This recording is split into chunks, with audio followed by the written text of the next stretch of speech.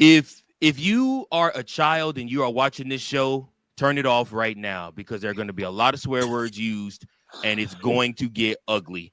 I'm not going to lie to y'all, but we got to get the intro in first. All your favorite wrestling shows rolled into one.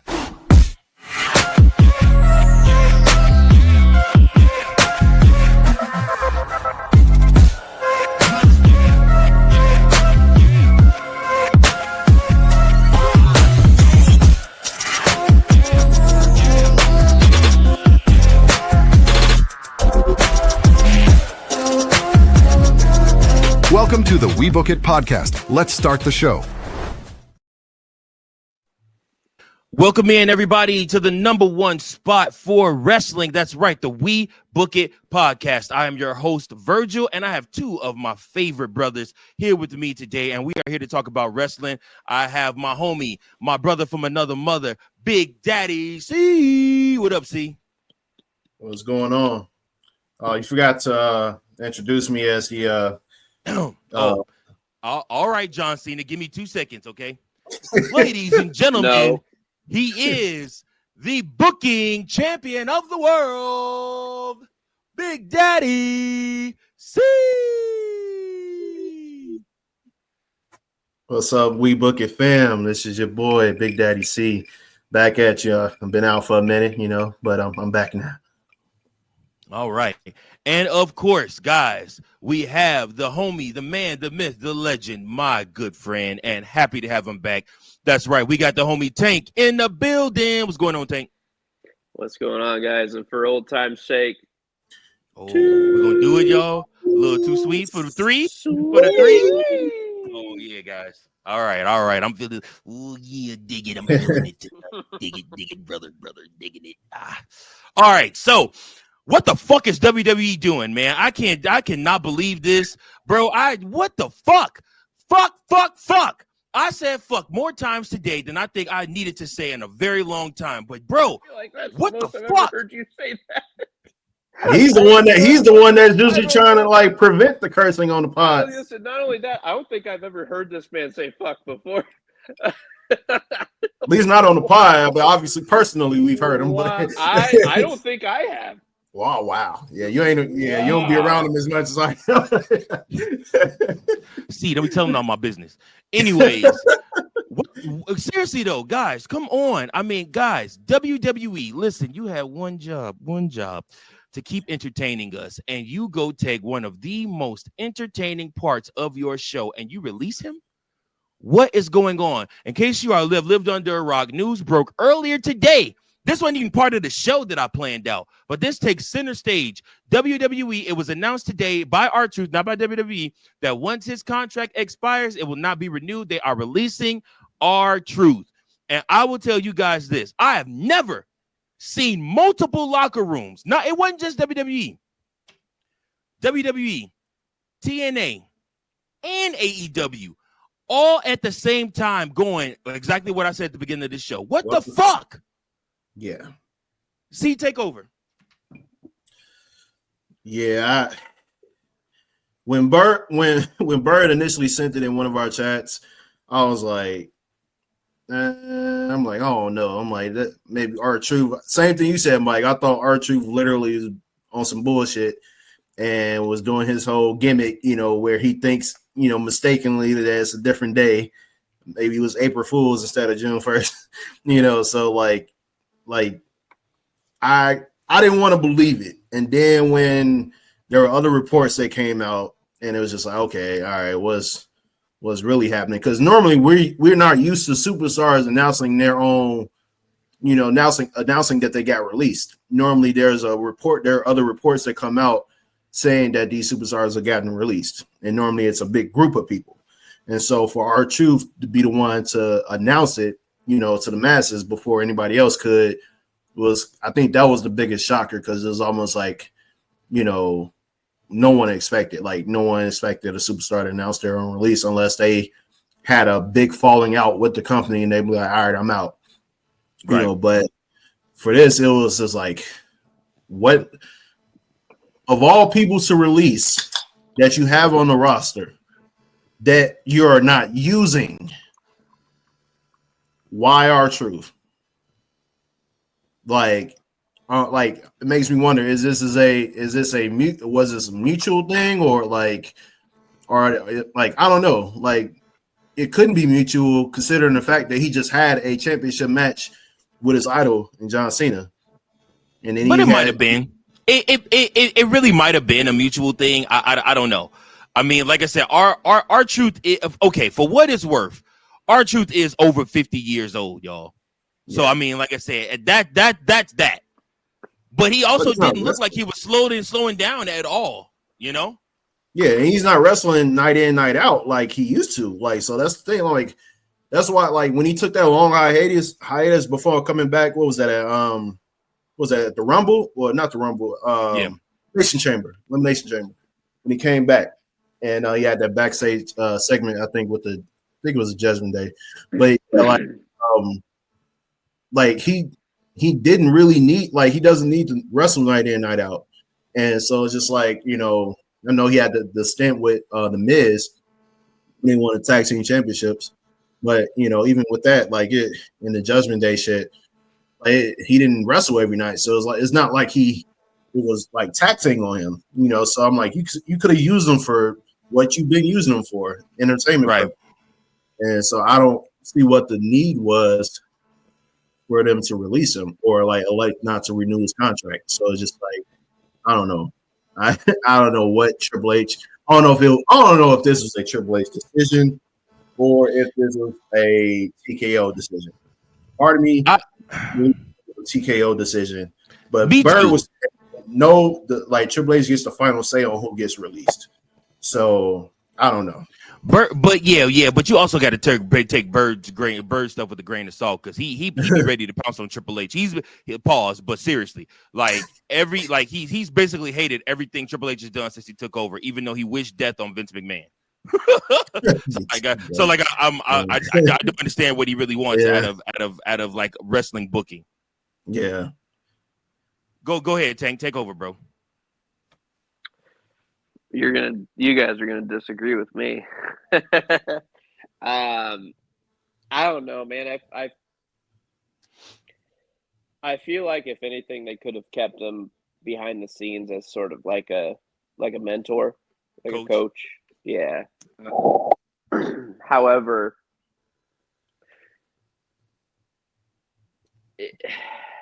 R-Truth, like you said, Mike, he's 50 plus years old. He's still very talented, but let's be honest, guys. He's not winning major titles anymore. Like he's not. He's a great showman. I think he will go into the WWE Hall of Fame easily. Mm-hmm. The guy was comical. Is comical.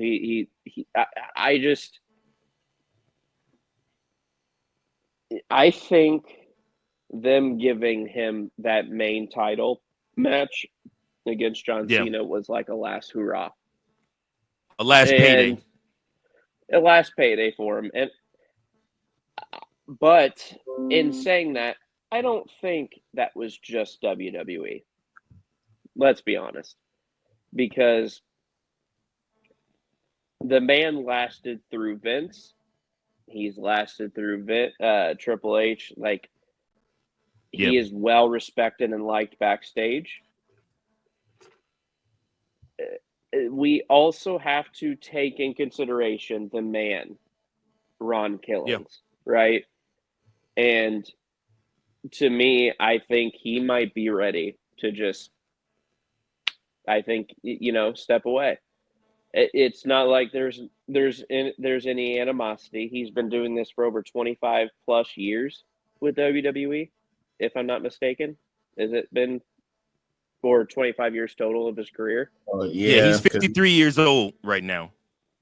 So, I mean, I and that's nothing against R-Truth. I love R-Truth. Every time he was on there, the Ron Cena, oh my God. I think just that one entrance, that killed, like, you and me, were watching that. Oh my God. We were laughing. We were dying. But it just, I think, I think R-Truth and WWE knew it was time. And I hope big time that R-Truth comes back as Ron Killings, but not as a superstar, but as a coach backstage. Because Sure. the man knew how to – the man – like I said, the man is going to go into the Hall of Fame. He may not have all the decorated championships and this, that, or the other. But when you're talking entertainment only, you put him out there, the crowd is going apeshit. Absolutely. And I think that Ron the Truth Killing should go back to TNA. I think that him going back to TNA, I would love that so much because Truth literally in TNA that's when he was taken the most serious. He was fighting for the NWA world title. He was the so heel. you want him to go back. You want him to go back as Ron Truth the Killings. Truth. Yeah. Oh, Yeah, Ron the okay. Truth Killings. Yeah. I'm talking about the guy that was in the heel tag The heel. team with Okay. Adam Pac-Man Jones. You know, winning the TNA World Tag Team titles. That's right. That's what I'm talking about. While he was playing football. While he was playing football. Literally, they were TNA tag team champions together. God, Again, Ron will find his way somewhere. He will land, and he probably will be back in WWE. I mean, like I said, I don't think this is the end between him and WWE. It's probably the end of his in-ring with WWE, but I don't think this will be the end with him and WWE. But he's 53. Sucks. He's 53. You know what I mean? You know, it sucks. You know, like I said, and just in total, it sucks. Do you guys think there's a place for him? You think Tony Khan might try to get him in AEW? I don't think he would do it. I don't think he'll go back to AEW or go to AEW. And I honestly, with all the talent that's at AEW that either gets used or doesn't get used, Keith Lee. Whoop, whoop. I think there's more than that, or Tay Mello. But whoop, whoop. sorry. But you know, there's too much. You know, the perfect fit, honestly, like you were saying, Mike. Get that man back to TNA. Let him build it up. Let him help build TNA back up. Because guess what? At the end of the day, guys, TNA doing well is WWE doing well as well. Partnership is still there because, it's still there. Because even though he's not technically employed by the company, by WWE, he wouldn't be employed by the company anymore. He can still potentially he can help TNA. And then whenever they do the NXT crossovers and stuff like that, he can potentially contribute there as well. So he wouldn't, so he wouldn't be completely gone from WWE television forever. We'll still just see him on NXT. That's about it.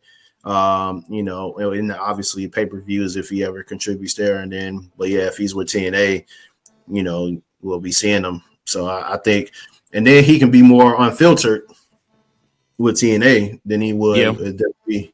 And so I don't know if they'll still have him be funny or not, in terms of have his comedy gimmick. Could you imagine him and Santino together doing comedy stuff? No, not only that. Could you imagine him, guys, next week when after it's been after clearly released and everything, him showing up on NXT and being like, "Hey guys, blah blah," and then being like, "Wait, I'm no longer employed." Or something like that, you know what I mean? Something like that. Mm-hmm. And then Santino coming out, or something fun, to really just be like, "Oh yeah, I'm still present in WWE. I'm just not." Because the pop would be crazy. Because look how it was when Elijah, when he popped up on NXT one night, and everybody went crazy. Talking about Elijah Burke. Not Elijah, that's Elias. That's his name in TNA now. Elijah, yeah. You're talking about Elijah Burke. No. That's been a name from the past. But no, everybody was saying walk with Elias. They were saying Elias instead of Elijah, but still I feel like R-Truth it would be the same situation. Oh, dude, and like even in that small little center, you would have thought it was at a Raw. You know what I mean? Like it was loud. Yeah. I miss when they used to do it in Full Sail Arena. They had a bigger I'm hearing feedback from one of you guys. By the way, let me mute. Yeah. Might have been me. It's you, Mike. Yeah. Better now? Nope. Better now? Yep. Yeah, it's my mic monitor. Probably. Nope. It's back. Oh, wait. Don't okay, you're good. Just don't touch anything. You're good. You're good. Can you still hear me? I turned my mic down tremendously. No, you're good. Yeah. No. We hear you loud and clear, but we don't hear. I don't hear any more feedback. See, I don't know about you. Yeah. Okay. It's good now. Yeah. All right. Well, thank you so much for mic checking me. Appreciate it. All right. Now let's go to the throwback moment of the week.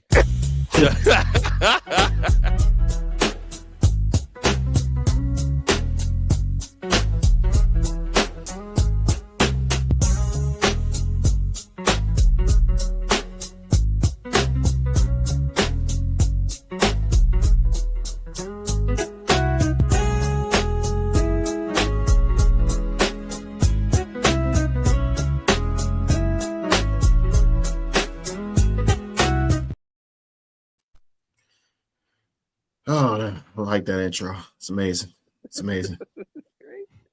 Amazing.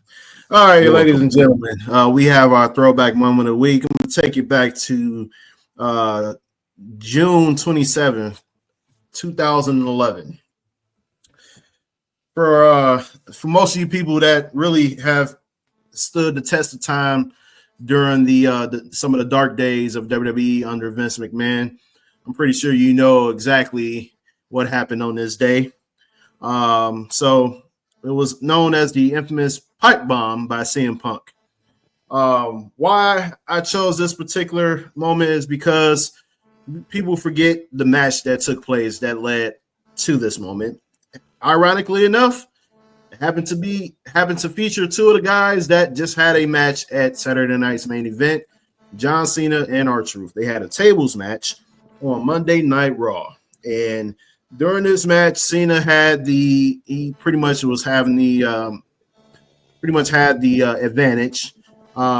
only to be distracted by CM Punk, and this would allow R-Truth to spear Cena through the table in the corner to get the victory.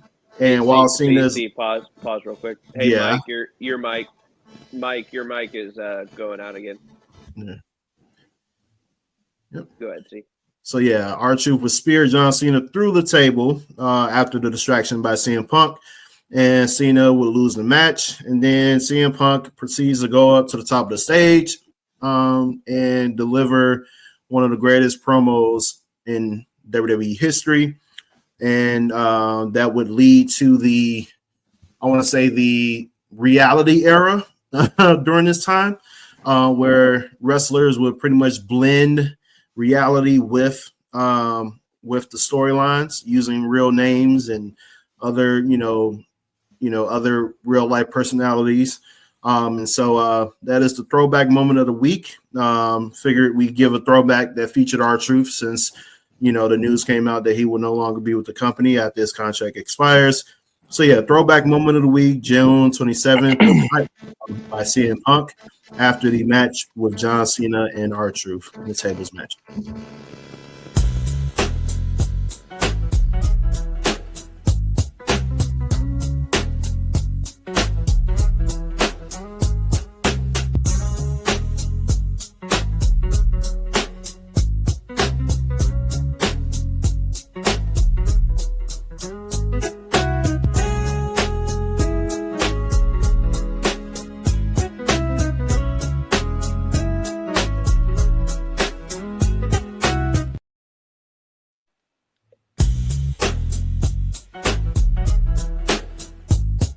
Throwback mode.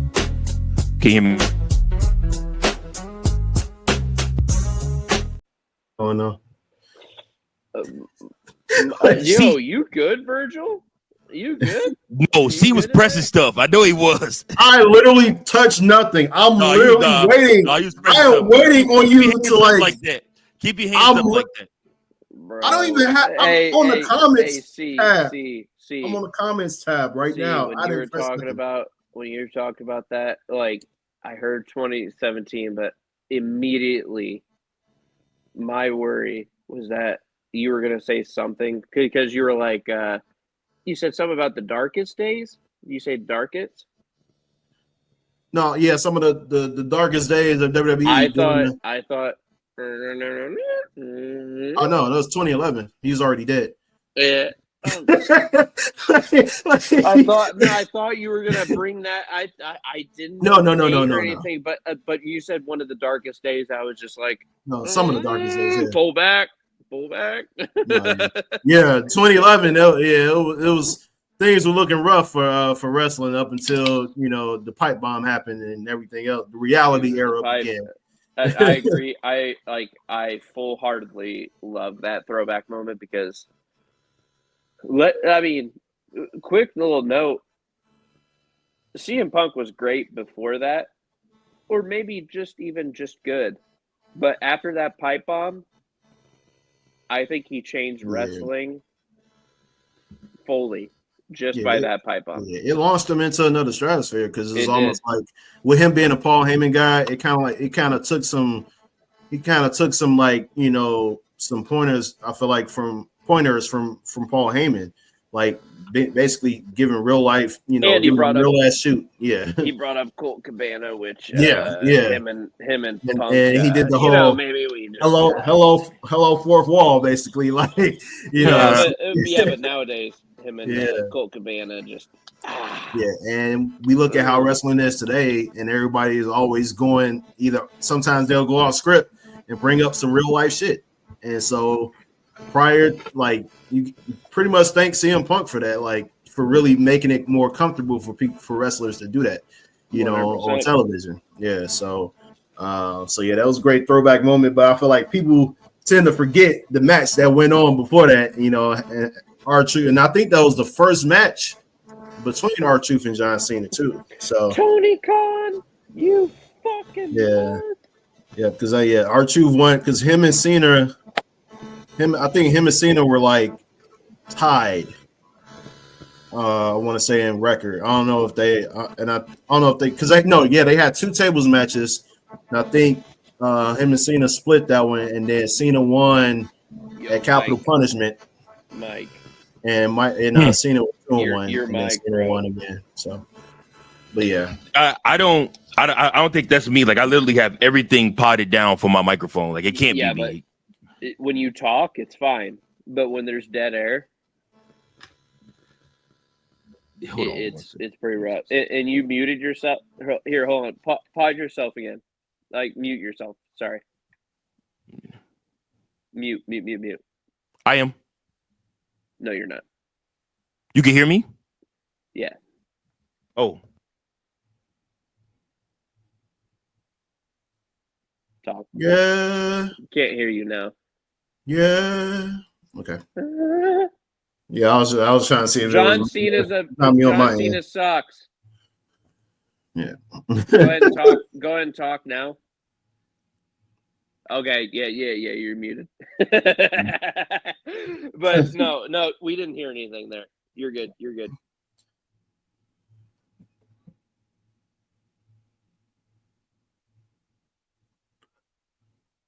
But yeah, I love to just and I feel like we still kind of in that reality era in a way where a lot of wrestlers are still like. I don't think we're back. Yeah, you're good, Mike. I don't think we're back into it. See, I think we're technically. Well, they're taking components. We're taking components from it. I don't think the reality really left because you also have to count the indies and all that. But I think we are now into another level of wrestling where where are the lines and where are they blurred? I mean, look at when CM Punk returned back to WWE. I mean, reports said that Drew and Seth both walked out of the arena that night. Right. Yeah. So did they truly walk out? Did they greet them backstage? You know, you don't know. You don't know at all. So it's a cheers to wrestling, boys. Yep. Yeah. It is a true love story, wrestling that it is. All right, guys. So we move on to the next topic. Call-ups. Listen, NXT has to be doing something as far as rebranding or moving on from people because literally, guys, everybody just got called up. Stephanie Valkyrie, it was announced she was coming up and she quickly lost her championship, as I detailed on Who's Next with NXT on Tuesday nights. That show premieres. You guys can tune into that one. But yeah, Stephanie Valkyrie came out and she lost her championship, and now she is headed to Monday Night Raw. Jordan Grace is headed to SmackDown. And then you also had Javon Evans being on SmackDown this week, as well as Ethan Page showing up on SmackDown this week. Now, those two might have been more so to promote Worlds Collide, but they also could be trying them out to see how they would fit on SmackDown. Really worried about Carmelo Hayes because don't really know what they're doing with him or where he's headed because, like I said, they just haven't used him. I know he's one of Triple H's boys, so I don't think they'll get rid of him. But like they just aren't using them at all. They really aren't using them at all. So it was nerve-wracking for that. Yeah, man. So like I said, it's a lot happening within the NXT sphere. What do you guys think about all these sudden call-ups, and why do you think they had them? I think with the whole TNA partnership is just like things are I won't say things are getting crowded, but I feel like there's constantly just a revolving door of like new talent coming in. And so I feel like Stephanie, they tested her out on Monday Night Raw. It was clear as day. She was ready.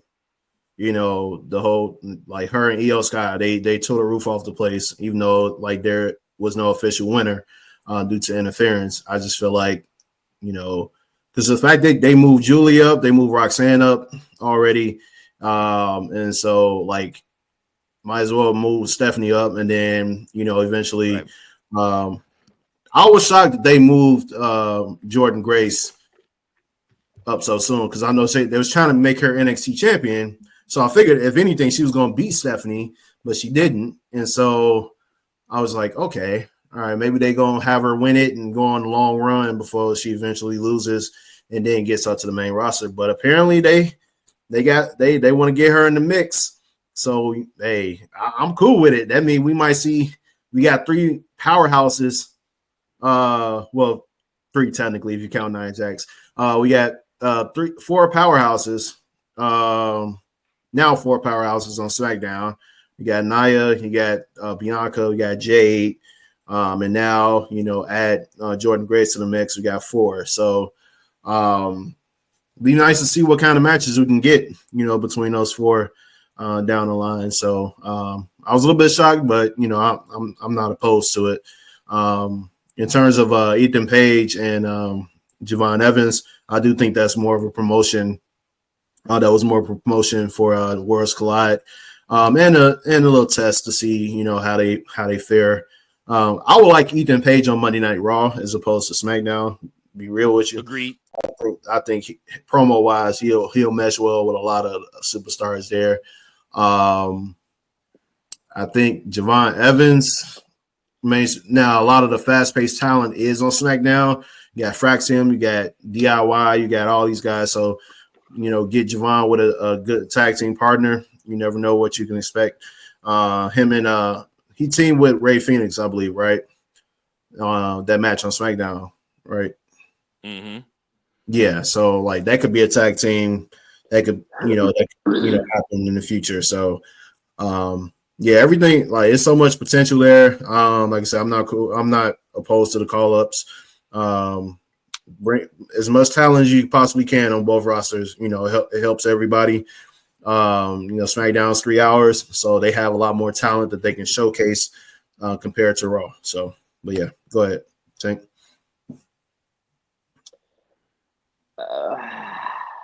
I'm surprised about Jordan Grace. I didn't hear about her. What worries me is she's gonna get under the radar again. In NXT, she should have gotten that title. Mm-hmm. At least before she made the jump. Jerron Evans, dude,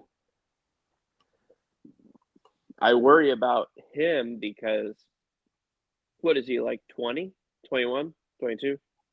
Yeah. Somewhere around that. So I get that it'll be great with him and Phoenix, but let's be honest, Phoenix and Penta are going to get together sooner than we think, probably. Yeah. So Jerron worries me because I just think if anything, to be honest with you, I think he should be sent over to TNA. I think him competing on TNA would do really well as well. I think give him as much experience as possible, but ultimately just taking him up to the main roster. I do think, though, him and Paige will eventually become a tag team. Yeah, because there's history there, but the gimmick has to be right. You can't just put two guys together, but it has to be what led up to them being a tag team, right? Like normally when two guys come together, as a tag team, there's usually a motive. We think about Rated RKO. Yeah, we think about there's a Rated RKO. They had a common goal. They didn't fuck with DX, so they got the Edge and Orton. They was like, we tired of the bullshit. We tired of y'all thinking y'all run shit around here. We gonna team up and take y'all out of the mix, and we gonna run Monday Night Raw as the tag team champions. And so I feel like it has to be something like that. They ain't gotta have matching outfits or anything like that. Their styles are different, but they can mesh well. I feel like if they do it right. And so we'll see what happens. Like I said, I used to dislike Ethan Page, man, like his early days in AEW, but eventually he solid. Grew. Yeah. So I was like, yeah, it's hard to hate this dude. Like this dude is talented and he can cut a good ass promo. He'll be a US champion. Very good talent. Yeah, no, he's a very, very good talent, very solid in the ring, very good promo too. Like and Jordan Grace is not going. Yeah, she's not getting lost in the shuffle world. They're gonna push her, even if it's for the mid card title. She's getting that mid card title first. Trust and believe. Has, dude. Jordan Grace to wrestling. Yeah, she's solid. And I wouldn't be surprised if she beat Zelina Vega for it and holds that title for a long. Have a Gunther ass. Get it off her. Have a Gunther type run with that Women's United States Championship, Sayonara, bro. Go back to manage now Alistair. Why all the hate for Zelina Vega? Come on, guys. I have no hatred. I'm just saying. That's why I see happening. I will say this. He's going to lose to somebody. In terms of matches, her versus Chelsea Green. A lot of people say that was one of the worst matches. Like that, that was rough. And Chelsea Green got her nose broken. Yeah, that was. Was it broken or just either way? Either way. Yeah. Zelina, dude, like I love her story. Yeah. But I'm gonna be honest, I loved her as a manager. I think she was tough. I think she was great. She had great mic skills. She is a great wrestler, but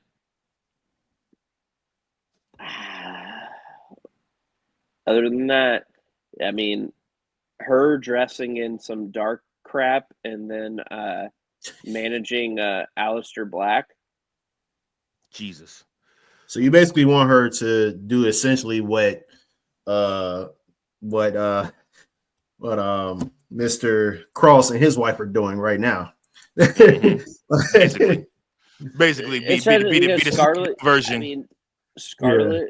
When have we seen Scarlett wrestle? It's been a minute, but it's been a minute. It's been a long time. Yeah. But barely see both of them when she's there, when she's on the stage and she's doing the valet / managing, it works. It works. You know. Agreed. We'll just have to see what happens. But no. But we'll have to continue to see what happens with these call-ups and where they land. But with that being said, guys, it's now time for Who to Watch For, not featuring Coach this week, but featuring Tank.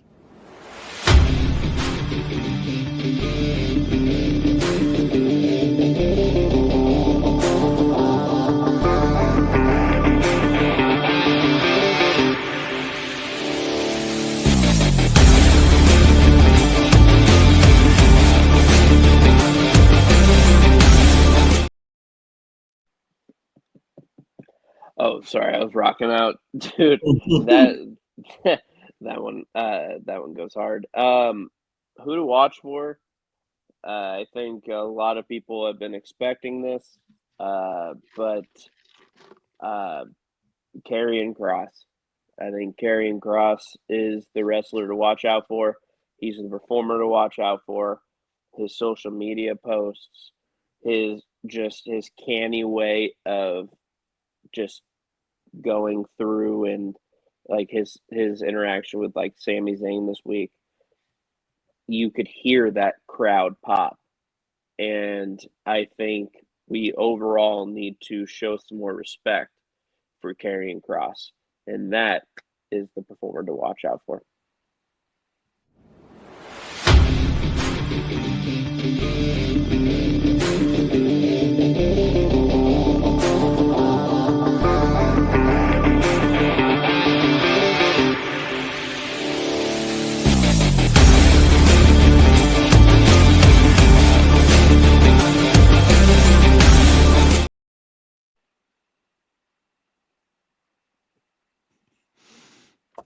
I really like that you guys actually vibe with like these intro videos that I make, like, because it does take a lot of freaking work to do. I think I think you gotta shorten them a little bit.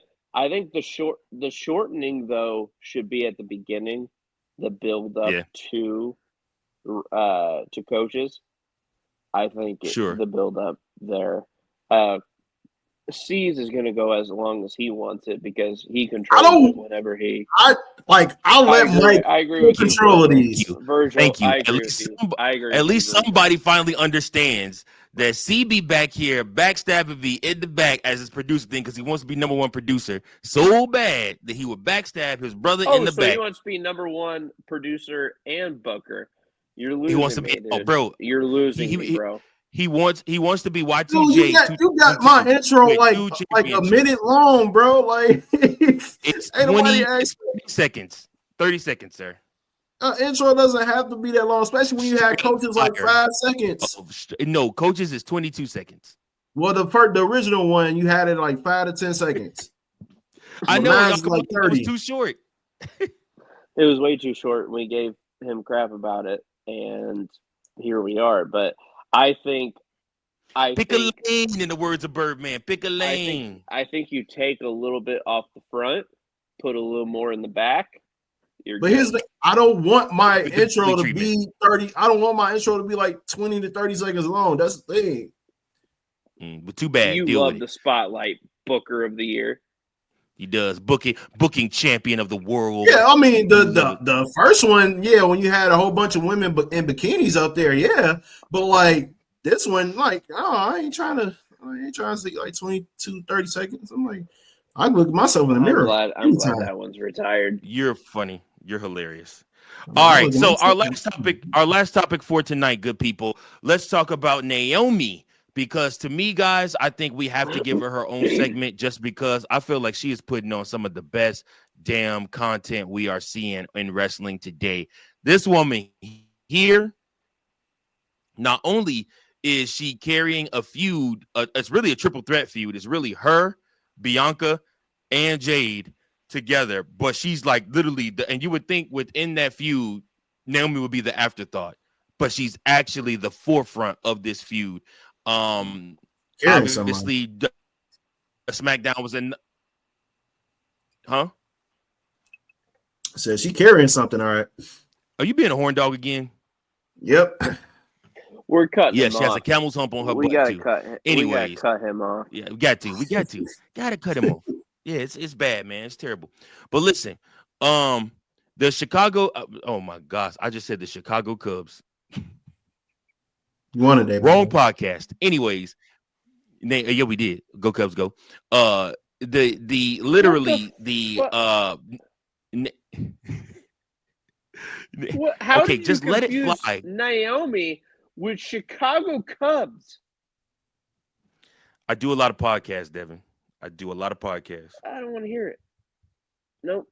Anyways, yes. So Naomi has been putting on one hell of just a time since she came back. Like she's trying to definitely make this time and this trip to WWE a lot more memorable than her last go around, and she's doing a great job at it. I just enjoy watching her on my TV every week, and this psychotic person that she is. So SmackDown was in Knoxville, Tennessee this past week, the home of not only Mayor Kane, but also the home of Bianca Belair. And Bianca obviously got a hero's welcome when she came home. And like I said, they were singing the song and everything like that. And of course, out comes Naomi. And she like I said, she just had all the theatrics together. She did the fake cry. You know, she turned psychotic, and she told B that she went into her mom's house. She then went for the low blow and told Bianca that it would be a shame if her and her mother were both in wheelchairs. And man, that got all the heat in the world. And so, like I said, Naomi is setting herself up. She's my pick to win the Money in the Bank briefcase. Like I said, I definitely think they're going to put it on her. I don't think she'll cash in that night. I do think we'll see either we'll probably see a world heavyweight championship cash in that night. And Jey Uso will lose his belt that night. Or if not that night, then he'll lose his belt the night after when he faces Gunther for the World Heavyweight Championship. Gunther gonna beat the hell out of him, and he'll beat Gunther, and then Seth Rollins will probably cash in and take the belt off of him. But nonetheless, like I said, I definitely think Naomi is who they're positioning to win that briefcase, because she is going to be probably your next women's WWE champion. So, and it'll be great. It'll be great for television. It'll be great for her. And yeah, I'd be excited for it. So what are your guys' thoughts on Naomi and just the work that she's been doing?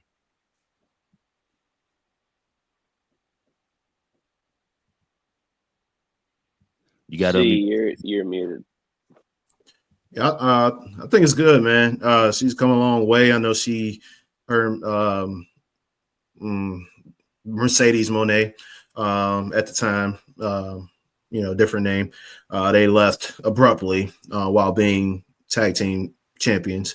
She goes to TNA and does her thing, wins the Knockouts Championship, and basically reinvents herself and comes back at the Royal Rumble last year, or the year before last, and basically reminds everybody, what she used to be, former women's SmackDown Women's Champion. And so the fact that, it seemed like she was about to fall by the wayside again, but it helped that she still had Jade and Bianca to, be there, and even Bayley to some extent.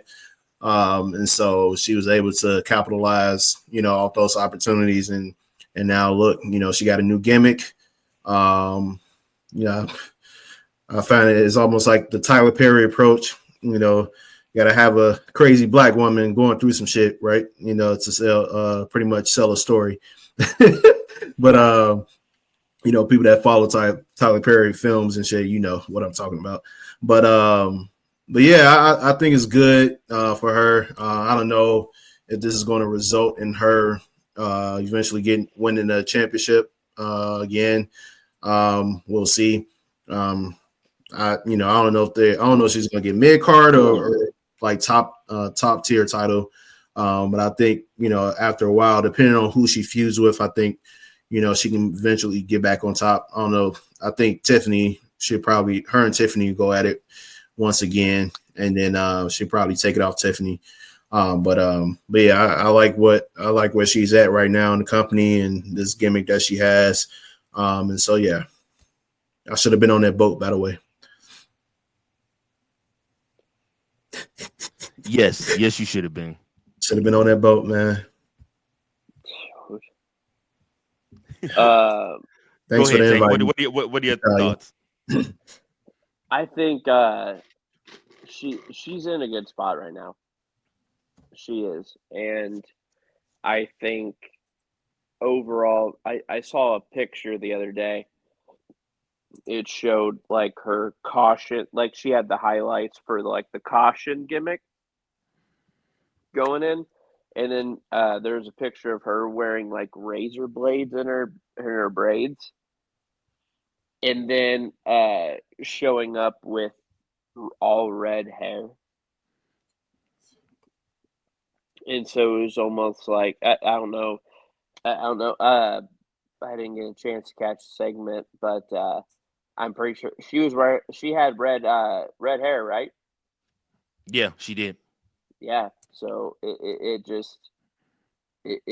goes well, and ever since her and Sasha Banks at the time, Mercedes Moné now, they left the company. She's been flourishing, and there for a little bit, we all were like, what is her purpose here? Like after she returned at the Royal Rumble, but even after winning the tag team titles, and even with this storyline with Jade, I still think she is going to be one of, if not the biggest women wrestlers the WWE has to offer right now. Yeah. She truly has it all. She really does. And I'm just excited for her athleticism to finally show. Like, not even finally show. It's been showing, but now people are starting to watch. Her heel persona is better than her face, because if anybody ever watched Total Divas, she is by heart a very good person. So to let in, as I forgot who said it, but there was somebody who said, like, some of the biggest heels in the company, some of them are actually the nicest people behind stage, because they have to act like something they're not. And I truly think Naomi's on that trend. Agreed. I agree. I think her best work is yet to come. I think that she has a lot more good to do. And I'm excited for this. This is going to lead to multiple main events for her in the women's division, and she's doing her thing, man, and it's just great. With that being said, I am taking the place of Fritos today. So guess what time it is, guys? It's time for Fritos Fave 5.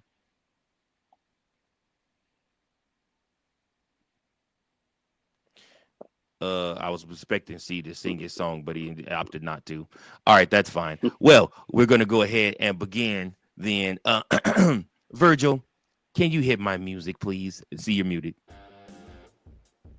Out of respect for the man that I took the title from, I will allow him to be the one that I do the song for.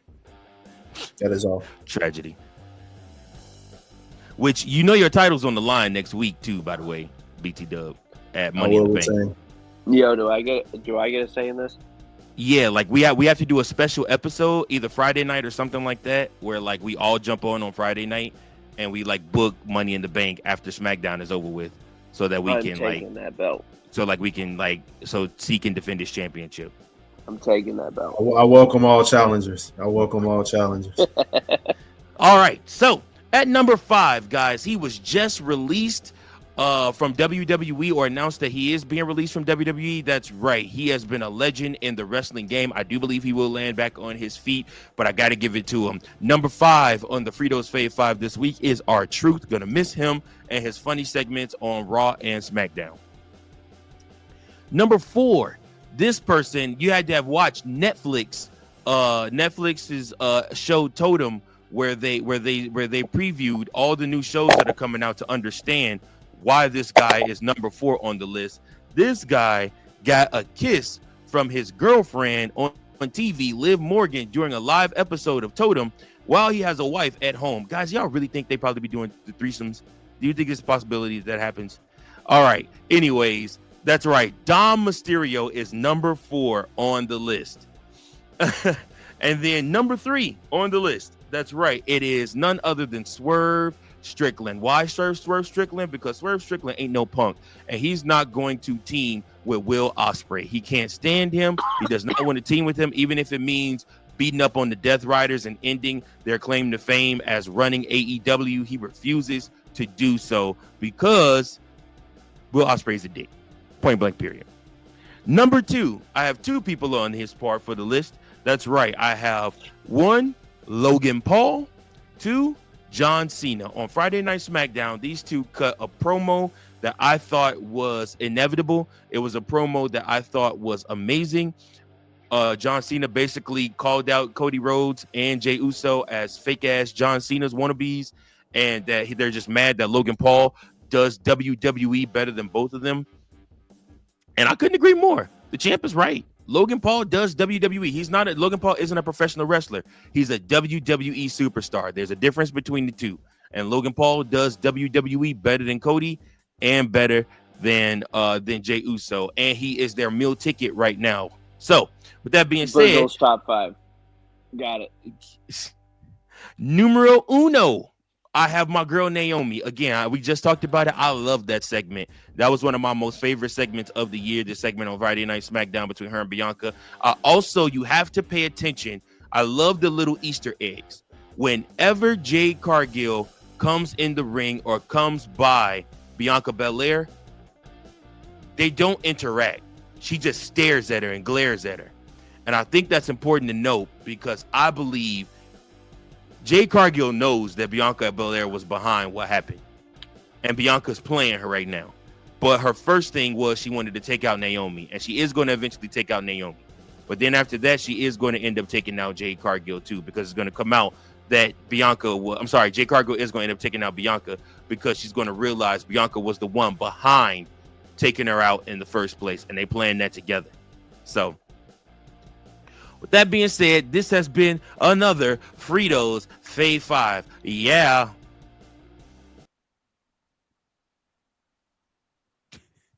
Is he frozen or is he just hating on my episode? On my Fritos?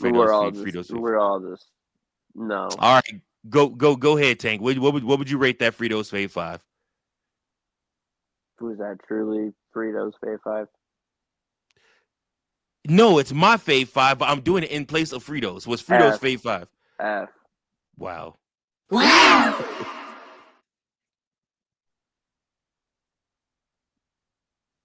Ouch. See, take yourself off mute before you shit on my Fave 5, please. How you know I was gonna shit on? You don't know me that well, sir. You was. Come on. I give it a C+. Hey, C's get degrees.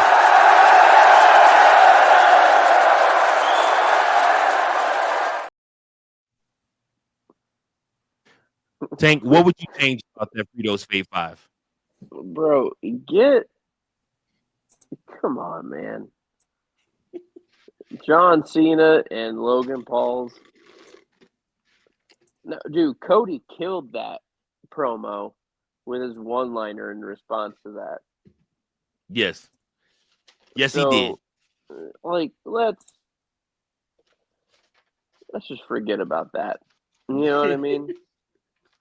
And sure. The only reason why I gave you an F, minus that, honestly, it probably would have been like a C- or a C. Go ahead and hit it. Go ahead and do it.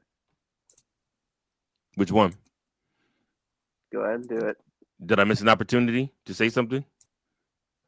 You can't see me? No. I meant the positive Fritos top 5. Oh. Yeah. Yeah. Go ahead. I don't have a positive Frito. This is the only Fritos Fave 5 for today. No, what I'm saying is like I gave it a positive. Like the animation. Oh.